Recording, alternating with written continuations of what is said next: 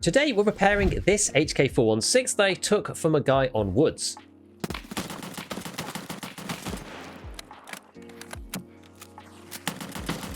Oh, the best shotgun in the game, baby.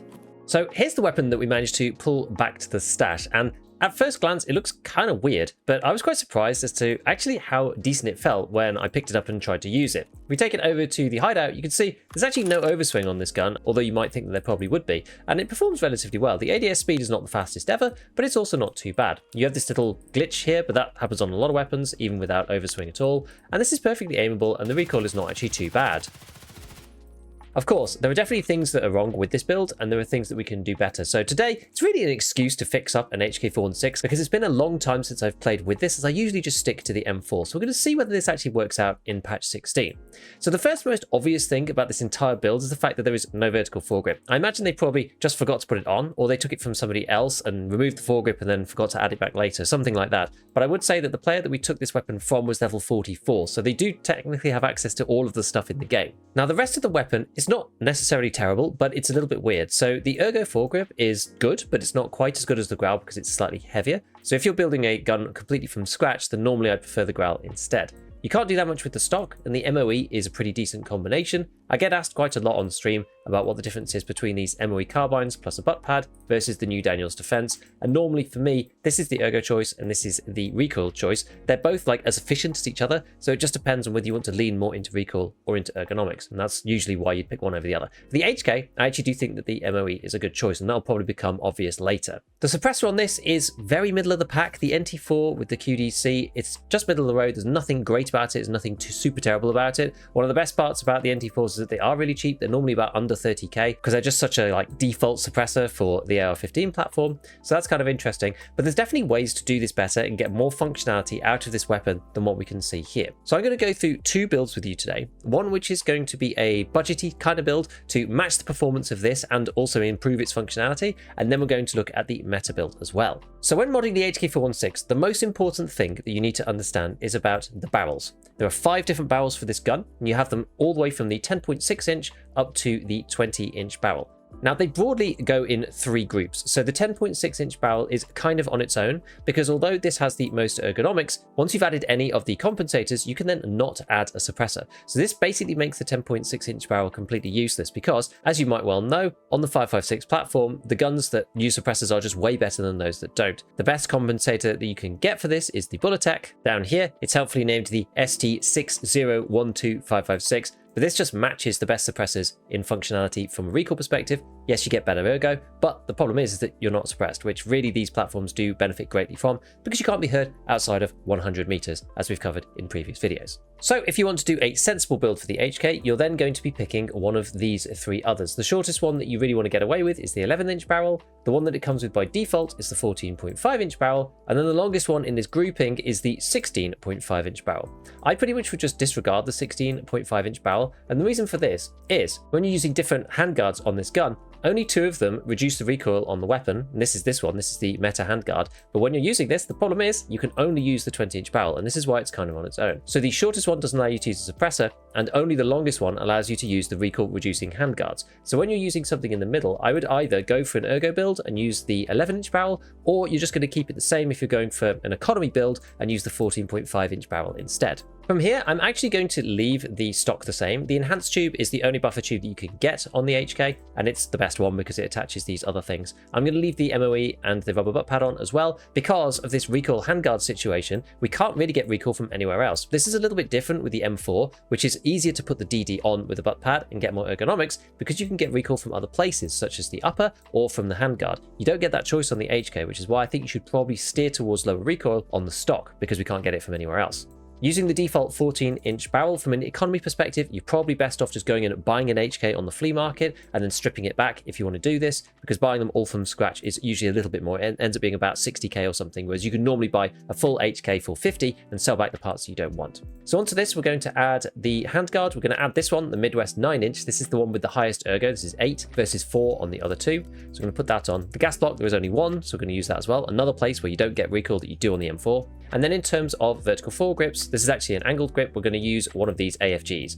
This is because once you've added the M-LOK 4.1 inch and then literally anything else, this is pretty much identical to an SE5. We've talked about this before, about the concept of Evo Ergo, where you have to think about the weight of an attachment as well as its ergonomics. You can check this out on db/Tarkov/gun that I've been using a lot to build some of these builds recently, and the dev over there has been adding a lot of stuff on that website, so do go check it out because it is pretty cool. But it means that these AFG M-LOKs are really good bang for buck. If you want to go for something the most efficient that you can, then you're going to go for the tan one because it's very slightly cheaper. So as I said, the Ergo grip is technically one of the best grips in the game. It's either this or the Growl, but this one is very slightly heavier than the Growl. And so I don't see people using the Ergo style one much anymore. You get 15 from both, but if you're building something from scratch, unless you've got Ergo HK style grips lying around, you may as well go and put the Growl on instead for this small decrease in weight. Because of Evo Ergo, the Growl ends up being slightly better for things like ADS speed and overswing. This is similar to these rear sights and front sights. These do have +1 ergonomics, so they are one of the better ones to use, but they're not quite the lightest. So if you're buying something completely from scratch, then usually you should use the Defiance front and rear sights because they are the lightest and they also give you +1 on both. So this is fine unless you're going for a specific aesthetic, like a tan aesthetic, which I did actually do on one of my builds, and so I ended up using the M-Busters there just for looks. So suppressors wise, we had the NT4 on this before.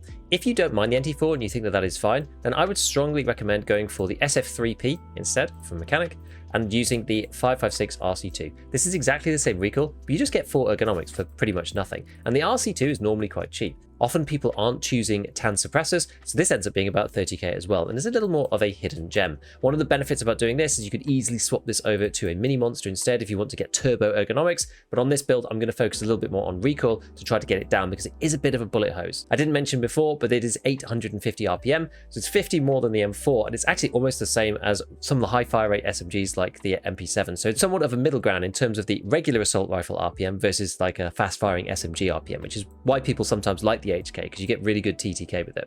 Now I'm actually going to swap over onto the tan version of this just for our aesthetic purposes, and then from here there's not actually too much else you can do. You can add on the cantilever mounts if you want to on either side. This gives you +1 ergonomics for only 50 grams, so you may as well do that if you have the cash. And then from here I'm going to add a tactical device of some kind. I'm going to add the WMX 200. This is the one that I normally use because it is the cheapest model that has an infrared flashlight on it that allows you to keep your point fire bonus without being seen in the day. One thing I didn't point out is the Avalanche charging handle. This is the +3 best version that you can get. This comes on Peacekeeper, so you can buy that if you want. It's one of those other things that you don't need to do if you don't want to. If you're really stuck on just making a budget build, don't bother with the cantilevers, don't bother with the front and back sights, don't bother with upgrading the charging handle because it comes with one with +1 anyway. You'll do just fine without that, to be honest.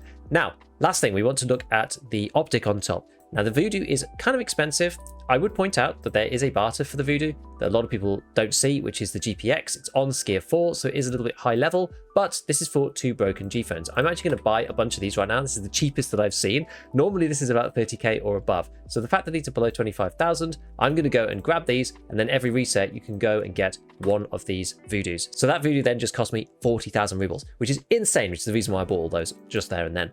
But if you don't have access to that and you need to buy Voodoos and other optics from the flea market, you can instead go for something slightly cheaper, like a TAC 30. TAC 30s are often a bit cheaper than this. Let's go and find one. Barrett's Full Field TAC 30. These are only about 30,000 rubles on the flea. So that gives you a variable 1:4. With smooth zoom now, the variables are quite nice. Now there is one other alternative that I have been using relatively recently, and it's normally seen as a bit of a noob scope, but lots of people actually are using it like seriously, which is the Bravo with some kind of red dot on top, like a delta point, which is one of my favorites. This is a really, really light combination. If you look overall, this is only half a kilogram for the entire thing, and it gives you a 4x as well as this red dot on top. So you're not just stuck with the LPVO reticle if you don't like that for close range fights. Yeah, you do have a bit of height over bore here, but this gives you the opportunity to fight at different ranges without just being stuck to the LPVO. So it kind of depends on what you want. I'm not a huge fan of doing canted sights because you end up with whatever you've got on top kind of getting in the way when you're doing that. And so this is a nice alternative. And I've used this quite a few times, sometimes using this, sometimes using the proper LPVOs like the Voodoo, and sometimes just going with what I usually would, which is something like this, an XPS3 just on the top for this particular build anyway, because it looks kind of nice. But if you go and do that Bravo thing, I'm going to stick that on top. The delta point doesn't give you any more or less ergo, which is quite nice. This ends up with 64 ergonomics and 70 vertical recoil, which is pretty good. The thing about the HK builds is that basically, unless you're using the long-barreled, like minimum recoil meta versions, you're probably going to end up around 70 vertical recoil no matter what you do, because there's not much else that you can add here to reduce the recoil. There's no uppers you can add, no gas blocks, no other handguards, nothing like that. So there's nothing else you can do really here. The beauty of this is that you can now take a longer mag, like a 40 rounder, and this will give you 60 ergonomics and 70 vertical recoil, which is better performing than the original gun that we had. And we've also got a 40 rounder that we can use, which helps to alleviate some of this faster fire rate, because you are going to run out of bullets quite quickly. So I've been using this a lot, and I've been quite enjoying having these 40 rounders in the HK over the last couple of raids. Here's the two guns next to each other. Obviously, this one doesn't have a vertical foregrip. If we did, then this would add, I don't know, somewhere between 7 and 8 ergonomics to this particular gun, which ends up making them match. But this one has slightly better vertical recoil because of the suppressor. But also, do remember that we are running a 40 rounder. So the difference between the 40 rounder and the 30s, in this case, is another 4 ergonomics. So we've basically ended up with pretty much the same build, but now we've got more functionality out of it. And it's also cheaper as well because of some of the strange choices that were made on the previous weapon. Have a quick look at the ADS speed on this thing. So this is the old one. And this is the new one. This isn't going to be anything groundbreaking, simply because we haven't changed like everything about the gun. You can see the ADS speed is actually a little bit faster. I'm just going to change the IR mode so you can see a bit more easily. The ADS speed is actually a bit quicker on the other gun, just because of the weight. So we'll have a look at that as well. Despite the fact that we've got more bullets, the weight of this new gun is actually also lower. This is partly because of the optic as well, but we've got 10 more rounds in here, remember, and a longer mag. And we'll just do 2 sets of shooting, and I'll show you what it looks like. So that's with the old build. And this is with the new build. Let's just swap it over. So basically the same in terms of the recoil, which is fine, but this build is just more efficient to use than the other one. As I said, it's also kind of cheaper as well. So if we go down and look here, this is 240k. This is for absolutely everything. So normally you'd be buying a gun for 50k and then modding it out afterwards. And you can make some changes to this to make it not quite as expensive. The other version that we were looking at before, the one that they had, and this is without even adding a foregrip, we go and find the parts for this one. This is 280k. So we've made 45,000 savings. We've ended up with a more functional gun that is better in pretty much every way. Now, the other build that I wanted to show you was the meta build. The difference between the meta build and this build is you want to use the 20-inch barrel. This then gives us access to this thing, the crux, which removes some vertical recoil. We're going to add this back on. We're going to pop on, this time, the G-Lock plus the M4 SDK, because this is the most ergonomic choice you can get within the best suppressor combination. Then we're going to add one of these angle grips like we usually do, because this is basically meta. There's no real point adding an SE5. It just makes no difference, practically speaking. And interestingly, on this, you can also use the cantilever mount as well to boost up the ergonomics, and you can add one underneath too. There is a bipod mount if you want, but not many people are using those, so you should just add the cantilever, and we'll add something again like a WMX 200 just to make it kind of fair. Now, this handguard doesn't let you use an iron sight at the front because of this thing that gets in the way, and this is basically it. There's not actually much difference between the meta build and a normal build because of the way that the barrel and the handguard kind of works together. Now, we've got the Bravo 4 and the Delta Point on here. If you want to do something that's more of a metascope attachment, then you probably want to go for this thing, which is the Guy's Lee, and then you either add the top on there for another half an ergo point, and then a voodoo or whatever you want on the inside, and that will get you to 46 ergonomics and 57 vertical recoil. And this won't give you any overswing when you've got a 40 rounder on it, which is pretty good. Just opened up the build that I had, which is why some of the colors have changed, and I'm going to assemble this. This may not actually let me assemble it because it's taking up more space. Quick trick for this, not many people do realize, I've said this as many times as I can, but not many people realize that you can press tab and you can move back into your stash, make sure there's enough space around it, press escape, you go back in, and then you can assemble it. You don't need to go out and then rebuild everything to move everything around. You can basically press tab, press yes, and then when you press escape, it goes back into the gun build. So a little tip if you didn't realize that already. And we're going to go and have a look at what that looks like. So this is another 40 rounder. We'll load that up. And I'll show you a comparison as well between the meta build and the regular build. So here is the meta build on full auto. So it's pretty good. If you can control this initial burst, then the full auto is pretty decent. Full auto is a little wild on this guy, on this version. We'll show you here. It's not going to make much difference, honestly, but I'll show you here. So you've got a slightly harder control spray pattern. You can see how much tighter this is and how much looser this one is. And this obviously goes a bit higher, which is not necessarily too bad to control. But that's the difference between the two. And then in terms of ADS speed, you can see this one is actually still really snappy because we've avoided overswing, and it doesn't make that much difference on ADS speed itself. So this one is a little snappier. And this guy is a little slower, but it hardly makes any difference, honestly. The meta build is pretty much a straight upgrade to the other one, and yeah, because of the voodoo again, we've got this at 5.3 kilograms rather than 4.8 with a full magazine, which is still pretty light, honestly, for a 40 rounder build, in my opinion. This one's clearly got a lot better MOA, 1.17 versus 1.93, so if you are using it over longer ranges, you're better off using one of the long barrel versions, and also because of that, you also get 979 meters per second, which is really fast, nearly 1,000 meters per second versus 870, so it is a little slower for this one. So overall, what do I think of the HK416? I think it's pretty decent. Some of the modding does mean that it's a bit compromised compared to the M4, for example, but I have actually enjoyed it, and the higher TTK definitely is good, especially with some more extended mags. You can experiment a little bit more yourself. If you want to use a 60 rounder, you probably need a little bit more ergonomics, so maybe not lean in as much to the recoil. That's the reason why I tend to prefer the M4, because you can get the M4 to stupid amounts of ergonomics, which means that you can use a 60 rounder with ease. But next up, let's go and check out how the HK416 performed in practice. Okay. Oh god. There's like millions of them.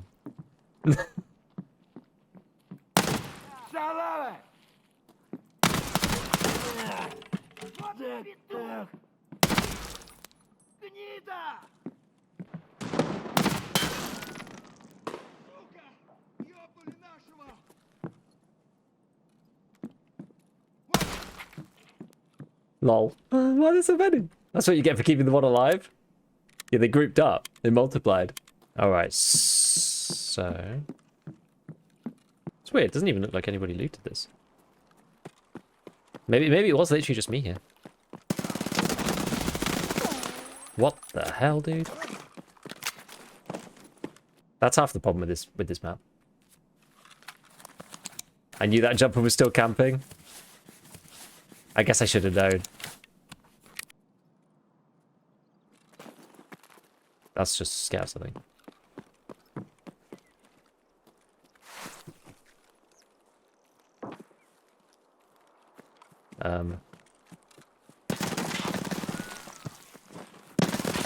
Oh man, there was loads of them. There was actually 3. Jeez, dude. Basically, you do the Defender 2 barter at Ragman 4. That's the one I do mostly. You can just buy the Corund directly from Prapor at level 4. That's another one that I do often. And then I've like saved up a bunch of plates as well. But yeah, this is a crappy spawn. This is.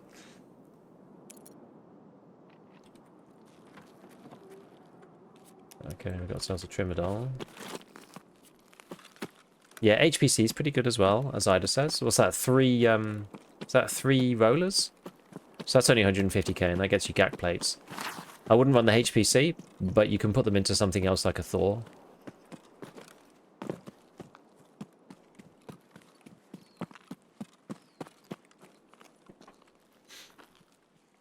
Ran so much issue with 32 gig? Nah, not at all. 32 gig's fine.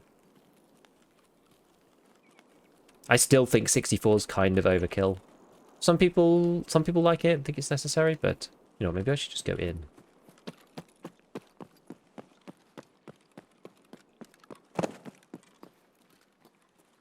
Making a whole bunch of noise.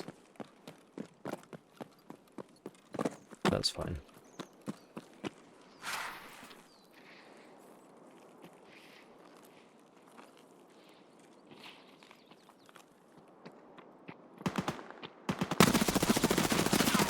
Oh no, it's the goons. That's awkward. I'm apparently about to die to the goons. Is what's about to happen.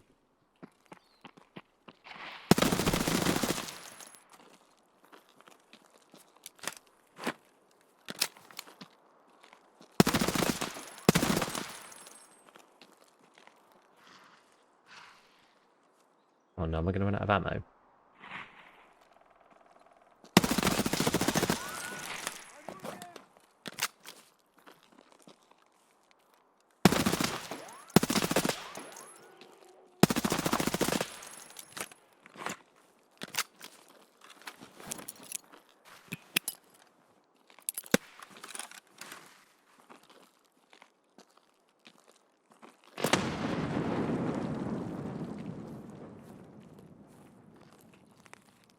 Where is he?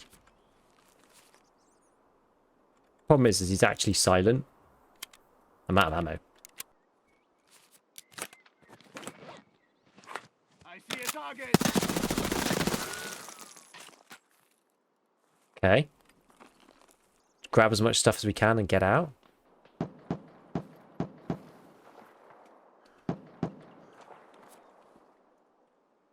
Die to third party. Yeah, you loot. Now you get shot while you're looting. That probably is what happens. Didn't mean to do that.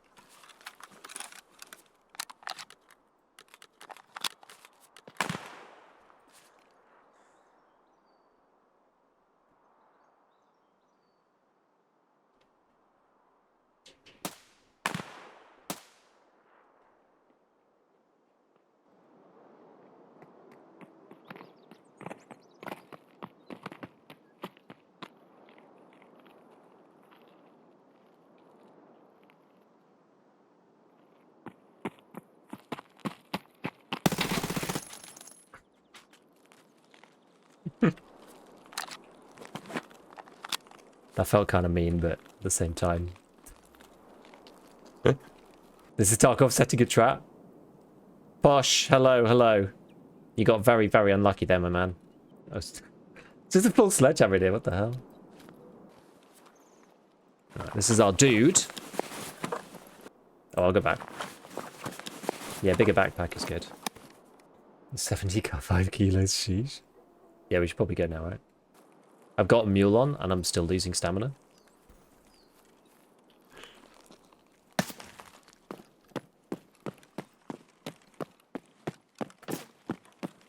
No, no, no, not like this. Not like this.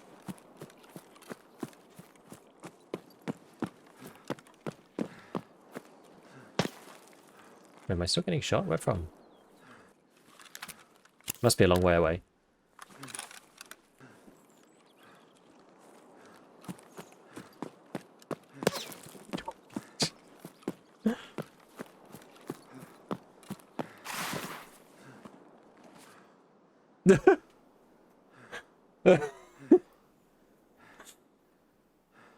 There we go. Right, we did it. Yeah, we beat Lighthouse with a red dot. So good. Final Fantasy 9, like, you know, first love, loving with video game music for me. Definitely, definitely, definitely. I played Final Fantasy 9 first, but it's just got such amazing music. Okay, I feel like I'm just sort of wandering now.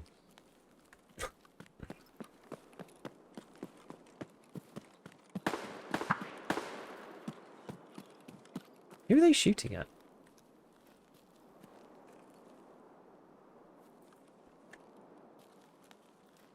That player there, or Scav? Can't quite see.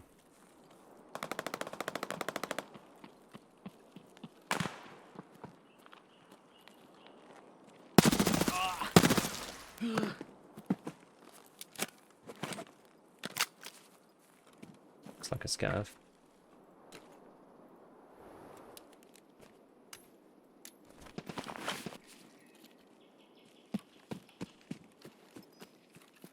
Contact 6s actually do sound quite a lot different to Contact 5s.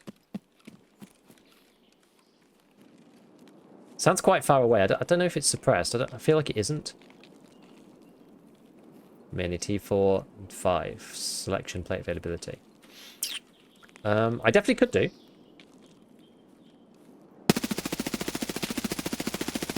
I certainly could do.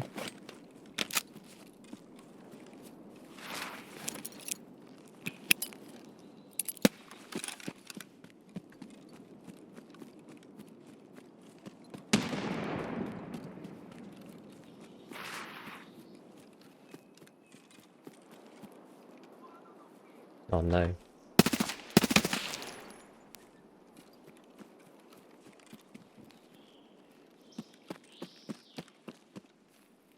Not the Scav.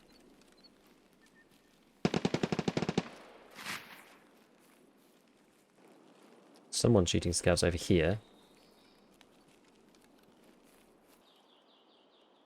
Could be heard doing stuff here, maybe?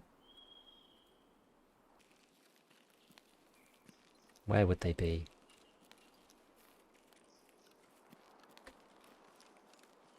What would I do? Take the high ground or something?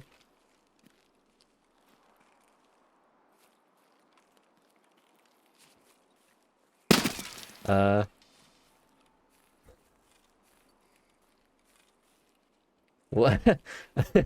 What? And they say that audio is good in this game, eh? Maybe he was just oblivious? I don't know. Wow. Man was, he was deep in the sauce.